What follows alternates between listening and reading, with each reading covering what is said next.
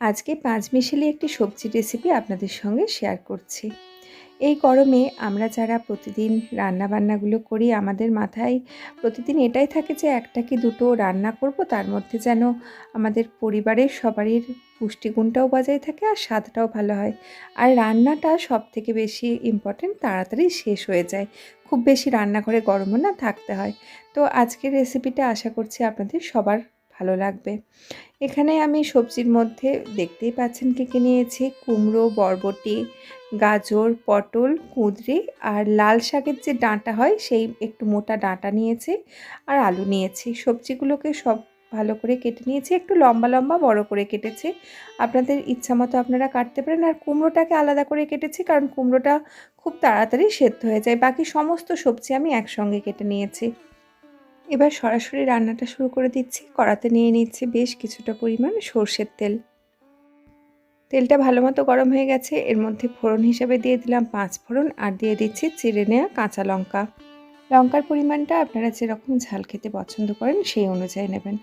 এবারে আগের থেকে কেটে ধুয়ে রাখা সমস্ত সবজিগুলো দিয়ে দিলাম, শুধুমাত্র কুমড়োটা বাদ দিয়ে। এখন দিয়ে দিচ্ছি স্বাদ অনুযায়ী নুন আর দিয়ে দিচ্ছি হলুদ গুঁড়ো। নুন আর হলুদটা কিন্তু আমি যতটা পরিমাণ তরকারি করব সেই অনুযায়ী নিয়ে নিয়েছি। এবারে মিডিয়াম টু হাই ফ্লেমে রেখে সবজিগুলোকে একটু ভেজে নিতে হবে। ফ্লেমটা এমন রাখবেন যাতে সবজিগুলোর থেকে খুব বেশি জল ছাড়তে না শুরু করে দেয়, সেটা দেখতে হবে। আর এই অবস্থায় কিন্তু তাড়াতাড়ি করার জন্য কোনোভাবেই ঢাকা দিয়ে রান্নাটা করবেন না। একটু হাতে সময় নিয়ে মিনিট 3-4 লাগবে মিডিয়াম টু হাই ফ্লেমে সবজিগুলোকে একটু নাড়াচাড়া করে ভেজে নিতে।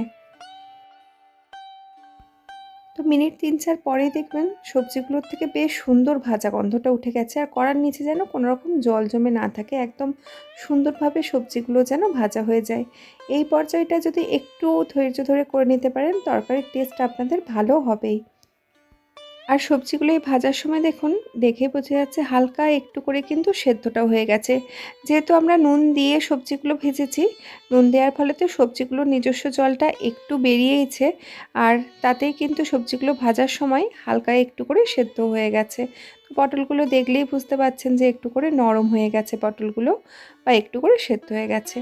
যখন এরকম পর্যায়টা চলে আসবে, সবজিগুলো একটু ভাজা হয়ে যাবে, এবারে এর মধ্যে দিয়ে দিচ্ছি আদা বাটা। গ্যাসের ফ্লেম কিন্তু এখনও মিডিয়াম টু হাইতেই আছে। আদা বাটাটাকে 1 থেকে 1.5 মিনিট একটু কষিয়ে নেব। এটা নিজেরা কষাতে কষাতেই বুঝতে পারবেন যে আদা বাটাটা কষানো হয়ে গেছে, বা আদা বাটার থেকে বেশ সুন্দর একটা কষানো গন্ধ বেরিয়ে গেছে। যখনই আদা বাটাটার থেকে কষানো গন্ধটা বেরিয়ে যাবে, এবারে এর মধ্যে দিয়ে দেব আগের থেকে কেটে রাখা কুমড়ো, আর একই সাথে কিছু গুঁড়ো মশলাও দিয়ে দিচ্ছি। দিয়ে দিলাম জিরে গুঁড়ো, আর দিচ্ছি ধনে গুঁড়ো, আর দিয়ে দেব খুব সামান্য একটু হিং। হিং দিলে এই তরকারির টেস্ট আর ফ্লেভার দুটোই খুব সুন্দর আসে, তাই অল্প একটু হিং অবশ্যই এই তরকারিতে দেবেন। ব্যাস, এই তরকারির যে মূল আমাদের কাজ সম্পূর্ণ সারা, এটুকু পর্যন্ত এই তরকারিটা সুন্দর করার জন্য যা যা করণীয় সব হয়ে গেল। এবারে আর তেমন কিচ্ছু নেই, সব কিছু ভালো করে মিশিয়ে গ্যাসের ফ্লেম একদম কমিয়ে দেব। এবারে ঢাকা দিয়ে রান্নাটা হতে দেব যতক্ষণ না সব সবজিগুলো ভালো মতো সেদ্ধ হয়ে যাচ্ছে। আর মাঝে মাঝে ঢাকাগুলো একটু করে নাড়াচাড়া করে নেব যাতে নিচের দিকে না লেগে যায়। এই রান্নাতে কিন্তু কোনো রকম বাড়তি জল ইউজ করার দরকার নেই, কারণ সবজির নিজস্ব জলটাতেই এই সবজিগুলো সেদ্ধ হয়ে যাবে। তো প্রায় মিনিট 7 পরে ঢাকাটা খুলে নিলাম। মাঝখানে 2-3 বার আমি নাড়াচাড়া করে নিয়েছিলাম। সমস্ত সবজিগুলো দেখুন ভালো মতো সেদ্ধ হয়ে গেছে, কিন্তু কোনোটাই ওভারকুক হয়ে যায়নি, বা যে একদম গলে একটার সঙ্গে অপরটা লেগে গেছে সেটা নয়। সেজন্যই আমি সবজিগুলো একটু বড় করে কেটেছিলাম, যাতে প্রত্যেকটা সবজি ভালো মতো বোঝা যায়।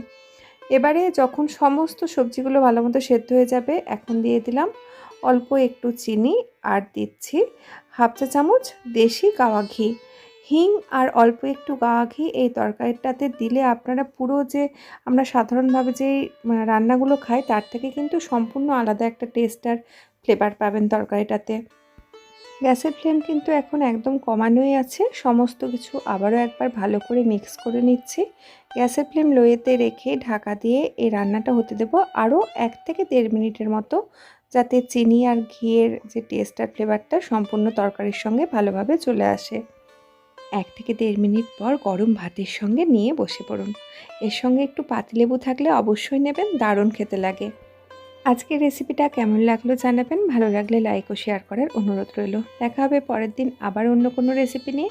ততক্ষণ সবাই সুস্থ থাকুন, ভালো থাকুন, সঙ্গে থাকুন।